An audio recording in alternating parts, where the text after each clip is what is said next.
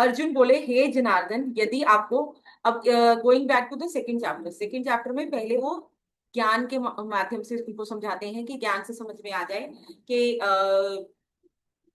आत्मा क्या है, परमात्मा क्या है, जीवात्मा क्या है, और फिर वो कर्म के बारे में बताते हैं कि कैसे कर्म आप ईश्वर में स्थित होकर या ईश्वर में अपने आप को केंद्रित करके जब आप कर्म करेंगे बिना आसक्ति के और बिना लॉस और विन के या डिफीट या उसके, तो आपका जो कर्म होगा वो आप कर्म बंधनों में नहीं। अब ये आगे जाके इस चैप्टर में कर्म के बारे में ही फर्दर बता है। तो अर्जुन कह रहा है उससे कि यदि आपको कर्म की अपेक्षा ज्ञान श्रेष्ठ मानने हैं तो फिर आप मुझे भयंकर कर्मों में क्यों लगा रहे हैं? भयंकर यहाँ पे वो युद्ध करने के लिए बोल। तो अर्जुन उनसे पूछ रहा है कि अगर आपको उसके कंपैरिजन में वो बेटर है तो फिर आप मुझे युद्ध में क्यों लगा रहे हैं? तो फिर वो उनको बोल रिक्वेस्ट करता है सेकंड श्लोक में कि आपसे मिले हुए से वचनों से मेरी बुद्धि मोहित हो रही है, इसलिए इस उस एक बात को निश्चित करके कहिए जिससे कि मैं कल्याण को प्राप्त। तो वो कह रहे हैं कि आप मुझे ये बताइए कि मेरे लिए क्या सही है, क्योंकि मैं कंफ्यूज हूँ। तो श्री भगवान बोलते हैं कि सांख्य योगियों की निष्ठा तो ज्ञान से और कर्म योगियों की निष्ठा कर्म से। तो जो इंटेलेक्चुअल पीपल हैं उनके लिए नॉलेज, नॉलेज बेस्ड बात, और जो कर्म योगी है वो कम है इंटेलेक्चुअल बेस्ड। और जो कर्म के मतलब जो एक्शन के ओरिएंटेड रहते हैं, क्योंकि अगर हम देखें तो मोस्ट ऑफ द पीपल, हम सब एक्शन उसी में ही कंसंट्रेटेड रहते हैं। तो उनके लिए एक्शन का पाथ, क्योंकि जो जिस पाथ में है उसके लिए वही इजी होता है फॉलो करना, लेकिन पहुंचेंगे दोनों वही। मनुष्य ना तो कर्मों का आरंभ किए बिना रह सकता है, तो वो नेचर है, तीन गुण है और वो तीनों गुणों के हिसाब से कर्म करे, और ना ही कि कर्मों को सिर्फ त्याग। तो उसको कर्म करना ही है। तो ऐसा कभी भी नहीं हो सकता कि वो बिना कर्म के रह सके, और क्योंकि अगर वो बिल्कुल कोई कर्म नहीं करेगा तो उसका डेली की जो वो एक्टिविटीज है वो भी नहीं हो सकती। तो मनुष्य प्रकृति जनित गुणों द्वारा प्रवश हुआ कर्म करने के लिए बाध्य किया जाता। वो जो तीन गुण है वो ऑपरेट करते ही रहते हैं, तो उसको वो कर्म करने ही है। जो, ये इंपॉर्टेंट है, जो मूढ़ मनुष्य समस्त इंद्रियों को हठ पूर्वक ऊपर से रोककर मन से इंद्रियों के विषयों का चिंतन करता है वह मिथ्याचारी और गंभीर है। कहने का मतलब क्या है कि जो भी पुरुष कि अगर मन ऊपर से हठ पूर्वक फोर्स से इंद्रियों को तो कंट्रोल कर रहा है कि मैं ये नहीं खाऊंगा या मैं नहीं पहनूंगा, लेकिन अंदर से वो जो चिंतन है मन में उन्हीं विषयों का ही कर रहा है। तो इंद्रियों को बाहर से नहीं रोकना, तो it is all about changing your mind. Thinking process change करना है। संन्यास ले लिया, कपड़े वो चेंज कर लिए, ये सब कर लिया, लेकिन मन में वही संसारिक पदार्थ ही चल रहे हैं। तो ये नहीं करना है, मन को चेंज करना है, मन को लगाना है ईश्वर को। तो इसके नेक्स्ट श्लोक में फिर वो बोलते भी हैं कि हे अर्जुन, जो पुरुष मन से इंद्रियों को वश में करके अनासक्त हुआ समस्त इंद्रियों के द्वारा ही कर्म योग का आचरण करता है वही श्रेष्ठ है। क्या कह रहे हैं? कंट्रोल किसको करना है? मन से इंद्रियों को कंट्रोल करना, अनासक्त, without attachment, do it as a duty. जो भी आपको काम असाइन किया हुआ है, जो भी, उसको एज अ ड्यूटी करो, रादर देन ये मेरा काम है। वो काम आपको ईश्वर ने असाइन किया है, ये सोच के और उसको डिवोट करके करोगे तो आपकी जो अटैचमेंट है उस कर्म से और उसके फल से वो खत्म हो जाता है। और कर्म फल की चिंता ना करके do it as a duty. आपको वो काम असाइंड है, बस आपको वो काम करके देना है, उसके बाद वो क्या होगा, that is not your destiny. तो उससे आप कर्म बंधन से मुक्त हो जाते। तो वो क्या कह रहे हैं? मन से इंद्रियों को वश में करके बिना अटैचमेंट के काम करना, यही श्रेष्ठ है। अब इसमें वो क्या बोलते हैं, तू शास्त्र विहित कर्तव्य कर्म कर। तो इसमें श्लोक में लिखा हुआ है नियत कर्म। नियत कर्म जो शास्त्र के द्वारा निश्चित है, शास्त्र के द्वारा। जैसे वो चार वर्ण है कि ब्राह्मण के लिए एजुकेशन नॉलेज, क्षत्रिय के लिए, वॉरियर के लिए वो जो मतलब युद्ध और ये सारे ये भाला और ये सब चलाना सीखा उसका ये रूप। और जो वैश्य है उसको बिजनेस, बिजनेस रिलेटेड। और शूद्र का बाकियों की सेवा। तो ये जो वर्ण चार हैं ये जन्म के हिसाब से आधारित नहीं थे, ये गुणों के हिसाब से आधारित थे। किस बंदे में, किस इंसान में क्या ज्यादा प्रेवलेंट है, उसका बेसिक नेचर नॉलेज ग्रहण की तरफ है, या उसको मतलब वो वॉरियर है, एक्शन, एक्शन ओरिएंटेड है, या वो बिजनेस माइंडेड है। तो इस तरह से वो था। तो वो कह रहे हैं कि जो भी आपका, जो शास्त्रों के द्वारा निश्चित किया कर्तव्य कर्म करें, क्योंकि कर्म ना करने की अपेक्षा कर्म करना श्रेष्ठ है, तथा कर्म ना करने से भी तेरा शरीर निर्वाह नहीं होगा। तो वो कह रहे कर्म तो करना ही पड़ेगा, तो कर्म ना करने के बजाय कर्म करना ही बेटर है। इसमें एक और चीज का हम इसको एक और एंगल से भी समझ सकते हैं कि उससे पहले जब वो कह रहे हैं कि कर्तव्य कर्म, हमने 6 चैप्टर में पढ़ा था कि बिना उगताए हुए धैर्य युक्त चित्त से योग को प्रैक्टिस करना ही कर्तव्य है। तो हमारा कर्तव्य कर्म की डिफाइन क्या कर, जो हम ईश्वर की तरफ चलने का कर्म कर रहे हैं वही कर्तव्य कर्म उन्होंने डिफाइन करना है। तो फिर वो क्या कह रहे हैं, इससे नेक्स्ट श्लोक से भी ये क्लियर हो जाता है। यज्ञ के निमित्त किए जाने वाले कर्मों से अतिरिक्त दूसरे कर्मों में लगा हुआ ही ये मनुष्य समुदाय कर्मों से बनता है।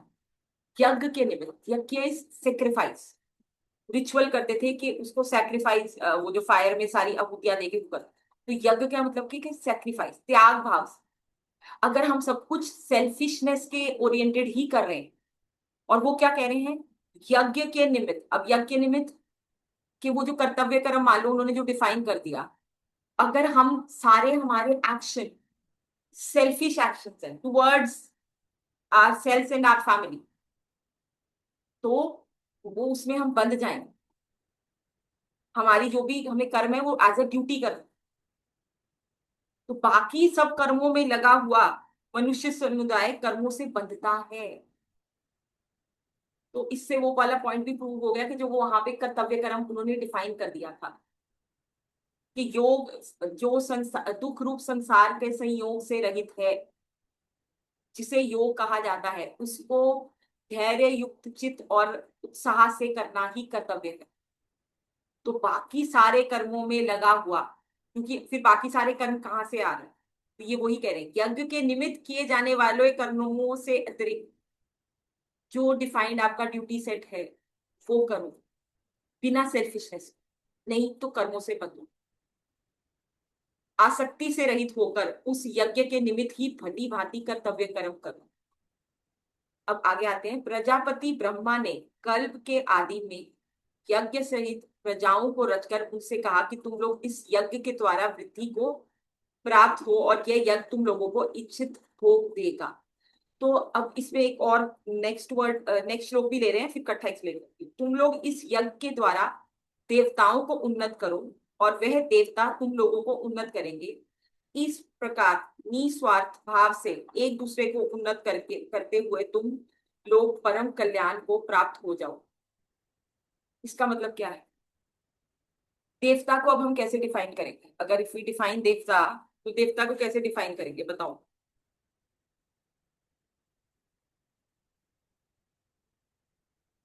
देवता कौन है।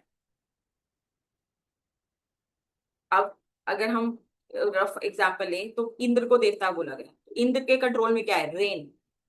वरुण देवता, बारिश का, मतलब इंद्र सॉरी वरुण देवता, वरुण देवता का क्या है, वाटर है शायद।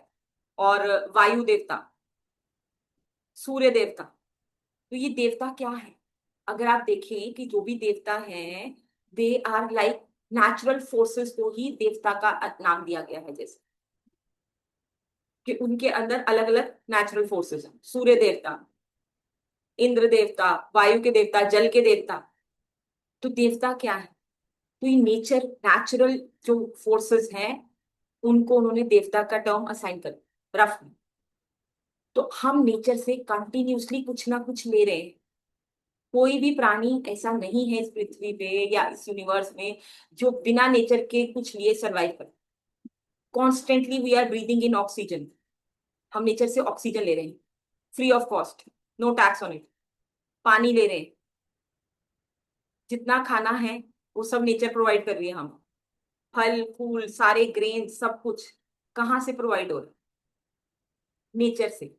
तो we are constantly taking something from the nature. बिना नेचर के लिए हमारा सर्वाइवल ही नहीं है। तो उसके लिए उन्होंने अलग अलग देवता हैं जो उन फोर्सेस को कंट्रोल करते हैं। पृथ्वी का अलग देवता। तो हम कंटिन्यूसली नेचर से ले रहे हैं, और अगर हम कंटिन्यूसली नेचर से लेते जा रहे हैं और उसको कुछ रिटर्न में नहीं दे रहे हैं, तो जो नेचर का बैलेंस है, जो आजकल हुआ हुआ है, इम्बैलेंस हो गया नेचर में। तो उन्होंने जब पृथ्वी की रचना की, जब ब्रह्मा जी ने प्राणियों को रचा, तो उन्होंने वो फोर्सेस को कहा कि आप अगर कुछ भी ले रहे हैं, तो आपको उनको बदले में उनका थैंक्स करना है, या आपको यज्ञ करना है, sacrifice, as a sacrifice to them, कि यज्ञ करते थे कि बारिश हो जाए। तो एज अ गिफ्ट या ट्रिब्यूट टू देम। तो वो कह रहे हैं कि ऐसे उन्होंने एक साइकिल बना दिया कि आप नेचर से ले रहे हैं, नेचर को वापस करें। तो एक साइकिल, एक बैलेंस बना रहे हैं नेचर। तुम लोग इस यज्ञ के द्वारा देवताओं को उन्नत करोगे। वो यज्ञ देवताओं को प्रसन्न करने के लिए था, और वे देवता तुम लोगों को उन्नत करेंगे। तो एक म्यूचुअल अंडरस्टैंडिंग, एक म्यूचुअल बैलेंस। इस प्रकार निस्वार्थ, विदाउट सेल्फिश इंटरेस्ट, एक दूसरे को उन्नत करते हुए तुम लोग परम कल्याण को प्राप्त होगे। अगर हम आजकल देखें, we have become very selfish. मैं, मेरा परिवार, ज्यादा से ज्यादा हमारे पेरेंट्स, बस, उसके बाहर कोई भी नहीं आता। और पूरे सारे जो हमारे एफर्ट्स हैं, सिर्फ इसी पे कंसंट्रेटेड है। मैं, मेरा परिवार, मेरे बच्चे और मेरे पेरेंट्स, दैट इज। अब तो रिश्तेदार भी उस कैटेगरी में नहीं आते। तो इन्हीं के लिए मैं सारा सामान इकट्ठा करूँ। अब नेचर से हम कंटिन्यूसली ले रहे हैं। तो उन्होंने वो बनाया था कि सिस्टम, कि हम जो ले रहे हैं हमें रिटर्न करना है। लेकिन हम क्या रिटर्न कर रहे हैं? हम बल्कि पृथ्वी को और गंदा ही करे जा रहे हैं, पॉल्यूशन करे जा रहे हैं, डिप्लीट करे जा रहे हैं नेचुरल रिसोर्सेज। तो बैलेंस खराब होता जा रहा है। तो ये जो प्रोविजन किए गए थे, ये वो उस बैलेंस को मेंटेन करने के लिए, बट निस्वार्थ भाव था, बिना सेल्फिशनेस के। But the world has become very selfish, and that is why that balance in the nature, जो नेचर में जो बैलेंस था, वो खराब होता जा रहा है। यज्ञ के द्वारा बढ़ाए हुए देवता तुम लोगों को भी बिना मांगे ही इच्छित भोग निश्चित ही दे देंगे। इस प्रकार उन देवताओं के द्वारा दिए गए भोगों को जो पुरुष उनको बिना दिए स्वयं भोगता है, वह चोर है। आप नेचर से कंटिन्यूसली ले रहे हैं, उसको बिना कुछ वापस दिए। देवताओं को, अगर आपको देवता इच्छित भोग दे रहे हैं, मान लो वो फूड दे रहे हैं, और आप उसको आगे डिस्ट्रीब्यूट नहीं कर रहे, या सिर्फ अपने लिए, सिर्फ सेल्फ के लिए, मेरी बॉडी के सर्वाइवल के लिए ही यूज कर रहे हैं, सिर्फ सेल्फिश मोटिव के लिए, तो वो कह रहे हैं अगर आप नेचर को ले रहे हैं और उसको वापस नहीं दे रहे, तो आप चोर हैं। उस चीज पे हमारा अधिकार नहीं है, हमारा लिमिटेड रिसोर्सेज पे अधिकार है, लेकिन हम उससे ज्यादा ले रहे हैं, किसी के और के हिस्से का ले रहे हैं। वो चोरी है। कि बिना उनको थैंक्स किए, बिना उनको ट्रिब्यूट दिए, अगर हम वो भोग भोग रहे हैं, तो वो सही नहीं है। तो this was the way of balance in nature. यज्ञ से बचे हुए अन्न को खाने वाले श्रेष्ठ सब पापों से मुक्त हो जाते हैं। और जो पापी लोग अपना शरीर पोषण करने के लिए ही अन्न पकाते हैं, वह तो पाप ही खा रहे। अब ये बहुत डेप्थ की बात है, इसकी समझने की जरूरत है। कि वो कह रहे हैं जो सिर्फ हम कर क्या रहे हैं, जो ईश्वर की तरफ नहीं लगा हुआ, जो नेचर से सब कुछ लिए जा रहा है, without giving anything in return, अपने सिर्फ सेल्फिश, सिर्फ शरीर का पालन पोषण करने के लिए, सिर्फ इंद्रियों के भोगों को सेटिस्फैक्शन के लिए, तो वो क्या कर रहे हैं? वो जो अन्न पकाते हैं वो पाप ही खा रहे हैं। मतलब अगर आप सामर्थ्य है, तो आपको दान पुण्य करना चाहिए, नेचर को वापस देनी चाहिए जो चीजें, और जितनी जरूरत है उतनी ही लेनी चाहिए। तो यज्ञ से बचे हुए अन्न के अलावा, मतलब जितना आपको जरूरत है आप उतना ही लेंगे। और यज्ञ क्या था? सेक्रीफाइसल एक्शन, ईश्वर के प्रति चलना। बोलते हैं ज्ञान यज्ञ, ये वाले कौन से वाले, ज्ञान यज्ञ से द्रव्य यज्ञ से ज्ञान यज्ञ श्रेष्ठ है। तो वो आपने अगर उधर नहीं चल रहे हो और सिर्फ खाना आप अपने शरीर के पोषण के लिए खा रहे हैं, तो ये आपको ये डिस्ट्रीब्यूट करना था, आपको जिनके पास नहीं था उनकी हेल्प करनी थी, और ईश्वर की तरफ चलना था। तो जो तो इस तरह से चल रहा था वो तो ठीक है, जो नहीं है वो फिर कर्म बंधन के उसमें फंस जाएगा। ठीक है। संपूर्ण प्राणी अन्न से उत्पन्न है। अन्न की उत्पत्ति वृष्टि, वृष्टि इज रेन, वृष्टि रेन यज्ञ से होती है और यज्ञ विहित कर्मों से उत्पन्न होता है। कर्म समुदाय को तू वेद से उत्पन्न, और वेदों को अविनाशी परमात्मा से उत्पन्न हुआ जान। इससे सिद्ध होता है कि सर्वव्यापी परम अक्षर परमात्मा सदा ही यज्ञ में प्रतिष्ठित है। तो वो कह रहे हैं जो वेद हैं, वो वेदों में बहुत तरह के यज्ञ करने की वो दी गई, टू प्लीज द देवता। तो वो कह रहे हैं कि जो यज्ञ, और यज्ञ की वेद किससे प्रकट हुए हैं, वो कह रहे हैं ईश्वर। तो वो कह रहे हैं कि ईश्वर यज्ञ में प्रतिष्ठित है। तो अब इसको हम मटेरियल यज्ञ की बात अगर नहीं करें तो ये बेटर अंडरस्टैंडेबल है, कि अगर वो नॉलेज वाले यज्ञ की बात करें, वेदों से क्या मिल रहा है, नॉलेज मिल रही है, तो वो नॉलेज ईश्वर से ही आई। ठीक है।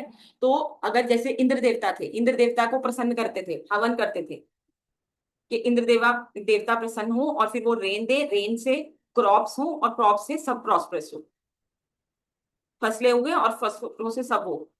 तो एक उन्होंने ये नेचर से गिव एंड टेक का साइकिल बनाया, कि अगर हम नेचर से कुछ ले रहे हैं, कुछ क्या, हम सब कुछ ही ले रहे हैं। अगर सूर्य नहीं होगा तो कुछ भी नहीं होगा, पानी नहीं है तो भी नहीं सरवाइव कर सकते, ऑक्सीजन नहीं है तो नहीं कर सकते, प्लांट्स ही ग्रो नहीं करेंगे, प्लांट्स ही ग्रो नहीं करेंगे तो हम क्या खाएंगे। तो हम हर चीज के लिए नेचर पे डिपेंडेंट है, और we have to give something in return. सिर्फ लेना देना सेल्फिशनेस। तो वो ये बैलेंस बना दिया कि आप जो ले रहे हैं उसको डिस्ट्रीब्यूट करके करो, उनको वापस थैंक्स करके वो करो, और ईश्वर की तरफ अपना ध्यान लगा के करो, तो आप नहीं फंसोगे। नहीं तो आप, अगर आप सेल्फिश मोटिव से ही सारे कर्म कर रहे हो, देन तो यू आर ट्रैप्ड। वो नेचर को गिव बैक करना था, लेकिन अभी हमने क्या कर दिया, पूरा बैलेंस डिस्टर्ब कर दिया। By, because of selfishness. Selfishness stopping starting from ऊपर से, वो जितने इंडस्ट्रियलिस्ट हैं, सारी गवर्नमेंट्स हैं, कमिंग डाउन टू पीपल, कि हमारी कंट्री बेटर हो जाए, हम सारे रिसोर्सेज को यूज कर लें, बाकी कंट्री वाले ना। तो सेल्फिशनेस ने वो जो हमारा गिविंग बैक वाला था उसको डिस्ट्रॉय कर दिया, कि हमें नेचर को वापस देना था। Just taking taking everything. और नेचर का कल भी हमने बात की थी, कि नेचर में जो भी चीज आप देखते हैं वो दूसरों के भलाई के लिए ही है। प्लांट्स हैं, वो सनलाइट, वाटर और मिनरल्स लेके फूड बना रहे हैं, लेकिन वो उस फूड को वो खुद नहीं यूज कर रहे, उसको यूज कर रहे हैं बाकी प्राणी। तो गाय जो दूध दे रही है, वो सिर्फ गाय का बछड़ा ही नहीं पी रहा, वो बाकी प्राणी भी यूज कर रहे हैं। तो जितने नेचर में चीजें हैं, वो अपने लिए कुछ भी नहीं कर रही, वो सारी गिव ही कर रही है। सूर्य का प्रकाश धरती के लिए बहुत जरूरी है, तो सूर्य को उस लाइट से कोई खुद का बेनिफिट नहीं है, उसका बेनिफिट बाकी लोगों को। तो नेचर में जितनी भी चीजें हैं, वो अपने लिए नहीं कर रही, वो आप, उनका समर्पण है दूसरे प्राणियों के लिए, दूसरों के लिए कर रही। तो गिविंग वाला एटीट्यूड था, है पूरी नेचर में, पूरी प्रकृति ऐसे ही है। लेकिन ह्यूमंस ने, तो उन्होंने ये लॉज बना दिए थे कि भाई जितना लेंगे उतना देना है, उसको रिटर्न करना है, उसको प्रिजर्व करना है। तो एक साइकिल ताकि मेंटेन करे, तो लेकिन उसको डिस्टर्ब करे। हे पार्थ, जो पुरुष इस लोक में इस प्रकार की परंपरा से प्रचलित सृष्टि चक्र में अनुकूल नहीं बरतता, मतलब वो जो कह रहे थे आनासक्त होके वापिस देके और ईश्वर के ध्यान में लगे हुए कर्म करेगा, तो वो नहीं फंसेगा। नहीं तो कर्तव्य का पालन करता है वह इंद्रियों नहीं बरतता, और अपने कर्तव्य का पालन नहीं करता, वह इंद्रियों के भोगों द्वारा रमण करने में पापायु पुरुष व्यर्थ ही जीता है। उसकी जो पूरी लाइफ है, वो सिर्फ अपने इंद्रियों के भोगों को भोगने में ही आए गई। उसने पूरे जीवन में कुछ नहीं किया, खाया पिया सोया, अपने वंश का प्रोग्रेशन किया। और ये सब तो एनिमल्स भी कर रहे हैं, उसने करा क्या, प्रॉपर्टी बनाई अपने लिए, बच्चों के लिए, सोसाइटी के लिए, या क्या, नथिंग। खाना खाया, बीमारियां हुई, लोगों के लिए क्या किया, कुछ नहीं किया। तो जो अपनी सिर्फ भोगों के लिए ही पूरी उम्र जिसने गवा दी, तो उसको क्या बोल रहे हैं वो, कि वो व्यर्थ ही जीता है। तो हमारी लाइफ का ये सारे काम एनिमल्स भी कर रहे हैं। कोई भी एनिमल लो, उसकी लाइफ में यही काम है, खाना पीना सोना और आगे प्रोग्रेशन, बस। खाना पीना सोना प्रोग्रेशन, बस यही काम है। तो हम मनुष्य उनसे बेटर हैं। हमारे पास बुद्धि है कि हमारा जीवन सिर्फ खाने सोने पीने और भोगों के लिए है। सिर्फ अलग अलग तरह के खाने खा ले, अलग अलग तरह के कपड़े पहन ले, अलग अलग जगहें घूम आए, अलग अलग एक्सपीरियंस ले ले। क्या हमारा जीवन सिर्फ इसीलिए था? तो वो यहाँ पे बोल रहे हैं कि वो व्यर्थ ही जीता है। हमारे जो मनुष्य क्या कर सकता है, जो एनिमल से उसको अलग करता है, उसको विवेक दे दिया, बुद्धि दे दी, वो भक्ति कर सकता है। उसको ईश्वर की तरफ चलना था और अपने सारे काम एज अ ड्यूटी करना था, और at the same time nature से जो वो ले रहा है उसका कुछ पोर्शन उसको नेचर को वापस देना। तो अगर तो वो इस तरह से काम कर रहा है तो वो सही कर रहा है, अगर नहीं कर रहा है तो वो क्या कह रहे हैं, वो व्यर्थ ही जीता है। तो हम पूरी लाइफ में हमने किया क्या? पूरी जो हमारी life starting from day one two the end, सिर्फ हम भोगों का भोग ही भोग रहे थे।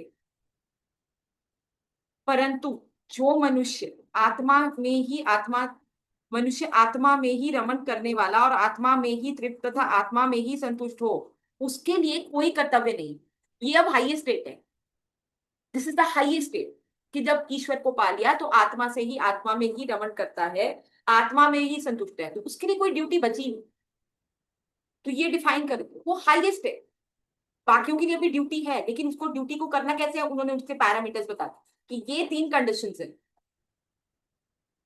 तो जो भी ड्यूटी आप आपका काम कर रहे हो, do it as a duty, as a role assign to you by God. भगवान जी ने ये काम आपको दिया है, इसलिए आप कर रहे हो, और उसको बहुत अच्छी तरह से करो, चाहे कोई भी काम भी। जिसको भी जो काम असाइंड है, जो भी कर रहा है, उसको पूरे 100% उससे ऑनेस्टी से करे, और ये सोच के करे कि ये रोल जो है मुझे, वो ईश्वर ने दिया है, मेरा कुछ नहीं है उसमें। जहां मेरा आ गया, आसक्ति आ गई, वहां हम फंस जाएंगे। जहां सेल्फिशनेस आ जाएगी, वहां फंस जाएंगे। तो भक्ति मार्ग में एक जगह लिखा है कि भक्ति मार्ग में जो सबसे बड़ी प्रॉब्लम है वो है selfishness, and today we are at the peak of selfishness. उस महापुरुष का, वही जो आत्मा में ही आत्मा पे रमण करता है, इस विश्व में ना तो कर्म करने से कोई प्रयोजन रहता है, और ना कर्मों के ना करने से ही जो ईश्वर में पहुंच गया, अब कर्म मंडल का कोई भी रूल उस पे अप्लाई नहीं हो। तो चाहे वो कर्म करे या नहीं करे, उसके लिए कुछ बचता ही नहीं। ही इज बियॉन्ड, वो तीनों गुणों को पार करे। अब वो ईश्वर के साथ एक में है, तो उसपे कोई भी रूल या वो अप्लाई नहीं करे। तथा संपूर्ण प्राणियों में इसका किंचित मात्र, मतलब छोटा सा भी स्वार्थ का संबंध नहीं रहता। Selfishness is totally one one. आवाज आ रही है, थोड़ी प्रॉब्लम हो रही है आज साउंड में। आवाज सबको क्लियर है? हाँ जी। ठीक है। तो एक बार जो ईश्वर में पहुंच गया, या ईश्वर में अपने आप को मिला दिया, आत्मा से ही आत्मा में रमण कर रहा है, आत्मा में ही संतुष्ट है, तो उसको कोई सेल्फिशनेस बचेगी नहीं, क्योंकि सेल्फ ही नहीं रहा। सेल्फ डिसॉल्व हो गया ईश्वर में। सेल्फ कहाँ गया? वो ईश्वर में डिसॉल्व हो गया, तो सेल्फिशनेस कहाँ बची? जैसे वही मटके वाली एयर, कमरे में एयर और बाहर आकाश में एयर। आपने मटका तोड़ दिया, कमरे की कवरिंग हटा दी, तो वो एयर और वो जब सेल्फ ईश्वर में ही डिसॉल्व हो गई, तो सेल्फिशनेस कहाँ बची? तो वो कह रहे हैं उसमें किंचित मात्र भी स्वार्थ का संबंध नहीं रहता। तो किसी भी प्राणी से उसका मतलब सेल्फिशनेस का कोई भी उसमें वो पॉइंट बचता ही नहीं। इसलिए तू निरंतर आसक्ति से रहित होकर सदा कर्तव्य कर्म को भली भांति कर। तो कर्तव्य कर्म उन्होंने वहां क्या बोला था? अभ्यास करो। तो हमारी संसारिक ड्यूटीज तो हैं, लेकिन हमारा हमारी आत्मा की प्रति भी कर्तव्य है। हम सोल हैं, तो वो भी करना है। तो तू निरंतर आसक्ति बिना अटैचमेंट के, do it as a duty, सदा कर्तव्य कर्म को भली भांति करता रहे, क्योंकि आसक्ति से रहित होकर कर्म करता हुआ मनुष्य परमात्मा को प्राप्त होता है। जब उसने सब कुछ सरेंडर कर दिया और वो कह रहा है कि मैं जो भी काम कर रहा हूं because it has been assigned to me. वो एज अ ड्यूटी कर रहा है। तो आसक्ति जब खत्म हो गई तो वो बंधनों से नहीं, फिर कोई भी कर्म का बंधन उसको नहीं बांध सकता। तो अटैचमेंट, ये मेरा है, ये मेरा घर है, ये मेरा शरीर है, इसने हमें परेशान किया। और मेरा तो एक्चुअली में कुछ नहीं है। जैसे स्वामी उस दिन हम जो वचन पढ़ रहे थे स्वामी रामकृष्ण परमहंस जी के, तो वो क्या कह रहे थे कि आप ऐसे रहिए जैसे कि आप मालिक की नौकरानी की तरह रहिए, कि वो कहती तो है कि ये सब कुछ मेरा है, लेकिन उसको पता है कि जब टाइम आएगा सब कुछ छोड़ के जाना है। तो विषय भोगों को लिमिटेड अमाउंट में लेना, ओवर नहीं कर देना, और इस रास्ते पे टाइम निकाल निकाल कर डिवोट करना। तो ये आप पढ़ोगे तभी तो पता चलेगा कि भगवान कृष्ण ने कहा क्या है। अभी तक तो भक्ति की डेफिनेशन ही अलग थी। और अब वो क्या डिफाइन करते हैं कि जब भी आप कोई भी कर्म कर रहे हैं उसे बिना अटैचमेंट के कीजिए। तो वो कैसे होगा? अगर if you do your job as if it has been assigned by God, और आप वो ड्यूटी पूरी कर रहे हो, बस आपका कुछ नहीं है, तो रिजल्ट से भी आप नहीं जुड़ोगे, क्योंकि आपको तो सिर्फ एक आपका एक प्रोजेक्ट था आपके बॉस का, उसने कहा आपको ये काम खत्म करके दे। आपने काम खत्म करके वो प्रोजेक्ट सबमिट कर दिया, उसके बाद आपकी हेडेक नहीं है कि वो प्रोजेक्ट कहाँ जाना है, कौन सी इंडस्ट्री में आगे जाना है, या वो एक्सेप्ट हुआ या नहीं। आपका काम सिर्फ ये था कि वो प्रोजेक्ट सबमिट कर। उसके बाद उसमें आगे क्या होने वाला है उससे आपका कुछ लेना देना ही नहीं। Same goes here, this is the project which has been handle to you, मतलब आपको भगवान जी ने दिया है, तो वो आपको काम करना है, रिजल्ट क्या होगा बिना उसकी चिंता के। तो ऑल द वर्क, उनको गीता में बहुत जगह आगे बोलते हैं कि मुझे अर्पण करके कर। तो आसक्ति आएगी ही आएगी, क्योंकि जहां मेरा काम हो गया, मेरा शरीर, मेरा घर, मेरे बच्चे, वहां पे अटैचमेंट आ गई। अब किसी और के बच्चों के लिए थोड़ा कोई परेशान हो रहा है। आप कोई अननोन है, थोड़ी देर के लिए कुछ फीलिंग आएगी, कोई बीमार है किसी का बच्चा, थोड़ी देर के लिए फीलिंग आएगी, उसके बाद नॉर्मल है, उसके बाद कोई फर्क नहीं पड़ता। क्यों? क्योंकि वो मेरा नहीं है। सारी अटैचमेंट जो है वो मेरे से है। ममता, जितनी भी ममता है, क्योंकि वो मेरा है। तो अटैचमेंट की रीजन ही ये है कि मेरा है। और मैं, तो अब मैं को ही नहीं जाना, मैं ये शरीर तो था ही नहीं। तो ये मोह, आत्मज्ञान विहीनता, पता ही नहीं है कि हम क्या है, हम ये शरीर है ही नहीं।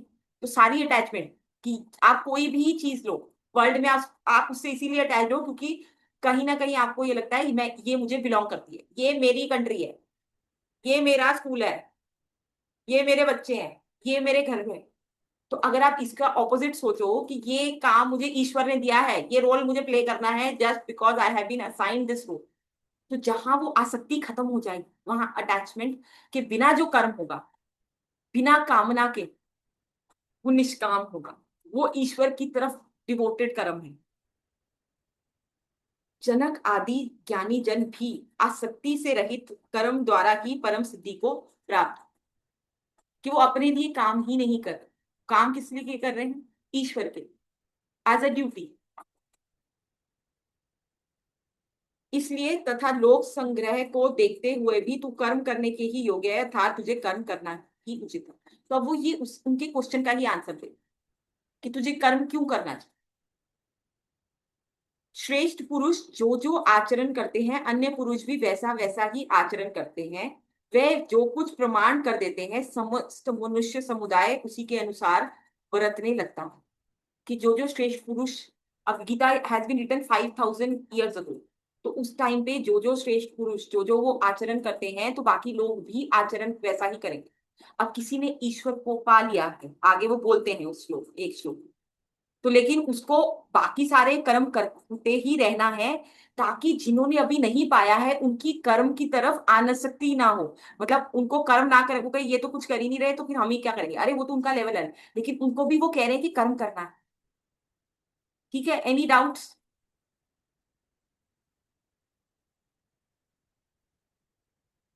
किसी को कोई डाउट है? चलो फिर अगला श्लोक ले लेते हैं।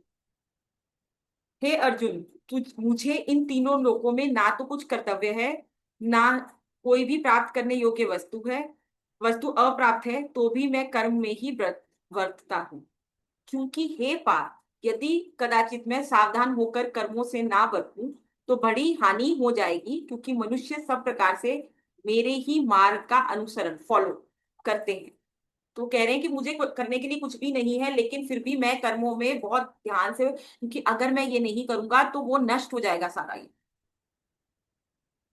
इसलिए यदि मैं कर्म ना करूं तो ये सब मनुष्य नष्ट भ्रष्ट हो जाएंगे, और मैं संकराता करने वाला हूंगा तथा इस समस्त प्रजा को नष्ट करने वाला हूं। तो वो अर्जुन को आंसर दे, क्वेश्चन कहाँ से शुरू हुआ, उन्होंने कहा कि ज्ञान श्रेष्ठ है या कर्म श्रेष्ठ। तो अब वो बता रहे हैं कि क्या कर्म करना है और कैसे हम बंधनों से, आसक्ति को, बिना अटैचमेंट।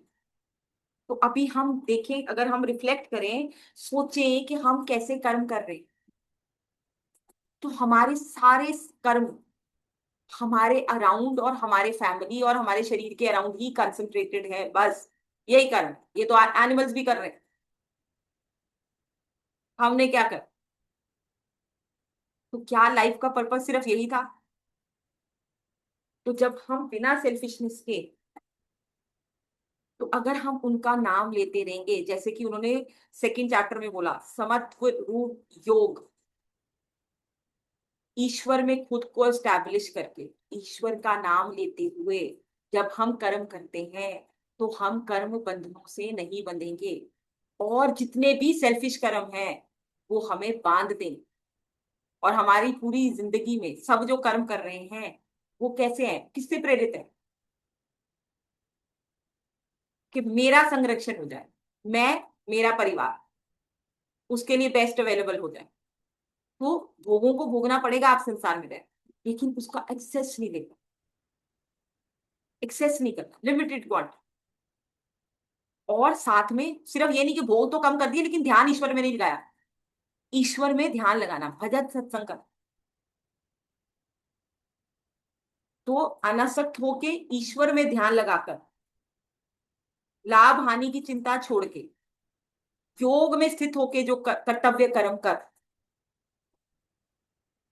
तो अब उन्होंने हमें तीन चार तरीके, तीन चीजें बता दी कि आपको कर्म कैसे करना है। तो वो आपको ध्यान में रखना है कि आपको कैसे कर्म करना। तो आपको जो भी काम असाइंड है, आप जो भी कर रहे हैं, हाउसवाइफ है तो वो हाउसवाइफ वाला काम करें, पूरी डेडिकेशन से करें, ये नहीं कि नहीं, लेकिन साथ में भक्ति भी करें। तो जो भी काम कर रहे हैं साथ में भक्ति करें, क्योंकि अगर आप उस वो क्या क्या रहे कि अगर वो नहीं करेगा, सिर्फ इंद्रियों के भोगों के लिए ही वो कर रहा है, तो व्यर्थ ही जी रहा है।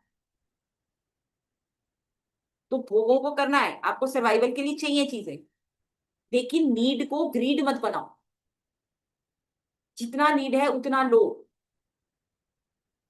और सोसाइटी को कुछ वापस देना है, नेचर को कुछ वापस देना है। पूरी नेचर हमें सिर्फ एक ही चीज सिखाती है, गिविंग। और हमारी कंसंट्रेशन कहाँ है सारी, टेकिंग, टेक द मैक्सिमम, सबसे सब कुछ ले लो। तो इसीलिए उसका रिजल्ट क्या होगा? अगर सारा फोकस सेल्फिशनेस पे है तो उसका रिजल्ट क्या होगा? उसका रिजल्ट यही होगा कि आने वाली जन्मों में हमारी उसी हिसाब से गति हो। तो भक्ति का भाग तो पड़ा ही नहीं। तो अगर भक्ति का बीज पड़ेगा, तभी वो संस्कार आप में थोड़ा डेवलप होगा, तभी मनुष्य का शरीर मिलेगा ना। तो एनिमल्स की तरह जीते रहे, खा लो पी लो, सो लो, और प्रोग्रेशन, बच्चे पैदा कर लो, बस हो गया। तो यही एम नहीं है हमारी लाइफ। तो जब ये हम सदग्रंथ पढ़ते हैं तो हमें लाइफ में डायरेक्शन मिलती है, पर्पस मिलता है। और जो भी इस पर्पस के लिए चलता है तो उसको सब कुछ ऑटोमेटिकली भी मिल जाए। जो चलेगा उसके पास